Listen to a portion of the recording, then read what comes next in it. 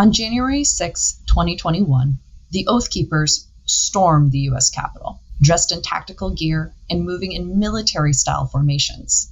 The group attacked police lines and hunted for members of Congress. They were integral to the violent attack on the Capitol, and their attempts to undermine our democracy haven't stopped since. Here's what you need to know. Who are the Oath Keepers, and what did they do to undermine our democracy? The Oath Keepers are an anti-government extremist group led by the conspiracy theorist Stewart Rhodes. Rhodes founded the Oath Keepers in 2009 to resist perceived government overreach. The group, which claims thousands of members, heavily recruits from former and current law enforcement and military, and it even counts elected state representatives as members.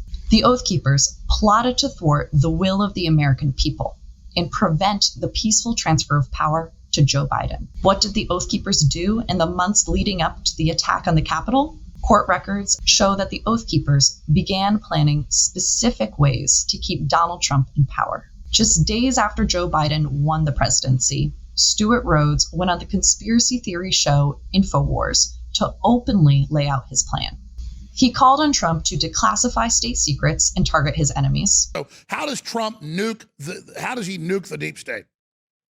He does the mass declassification. Invoke the rarely used Insurrection Act to justify military action. Then he needs to invoke the Insurrection Act and use the military. And call on the Oath Keepers to intervene. Rhodes promised they would be armed and ready to prevent the peaceful transfer of power. Because we have men already stationed outside D.C. as a nuclear option in case they attempt to remove the president illegally. We will step in and stop it. We'll be inside D.C. We'll also be on the outside of D.C. armed, prepared to go in if the president calls us out. Stuart, can you not feel history happening right now? I mean, it's happening right now. Rhodes then called on Americans to march on the Capitol to protest the election results. You better get your ass to D.C., folks, this Saturday. Yeah, if you don't, there'll be no more republic. But we're not going to let that happen. It's not even an if. It's either President Trump is encouraged and bolstered and strengthened to do what he must do, or we wind up in a bloody fight. We all know that. The fight's coming. Rhodes was right about the forthcoming fight, but it was still more than a month away. The Oath Keepers made their presence known at that November rally and other rallies held by election conspiracy theorists. Rhodes even called for an even more bloody war. We're going to have to do it ourselves later in a much more desperate, much more bloody war. As attention shifted to January 6th, the Oath Keepers began secretly planning to prevent the certification of the election, and they were willing to use violence to keep Trump in power.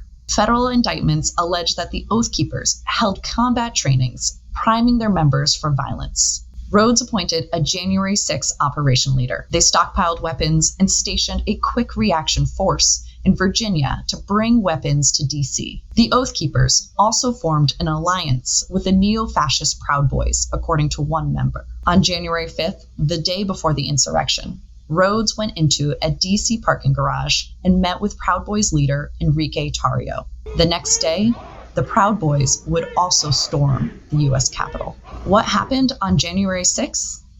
That morning, Rhodes allegedly sent a message to members of the Oath Keepers in D.C. He said well-equipped quick reaction forces were stationed outside of D.C. and suggested that other groups would be willing to take up arms. As Trump loyalists stormed the Capitol, Rhodes went to the east side of the building and coordinated with others in his group. Dressed in tactical vests, helmets, and goggles, two groups of Oath Keepers descended on the Capitol. They formed military-style lines to force their way past the Capitol Police and into the rotunda. Unable to reach the legislative chambers, a small group went off to hunt down Nancy Pelosi. Another Oath Keeper reportedly pulled a police officer toward the mob.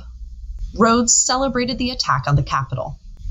"You ain't seen nothing yet," he told the group. So what has happened since?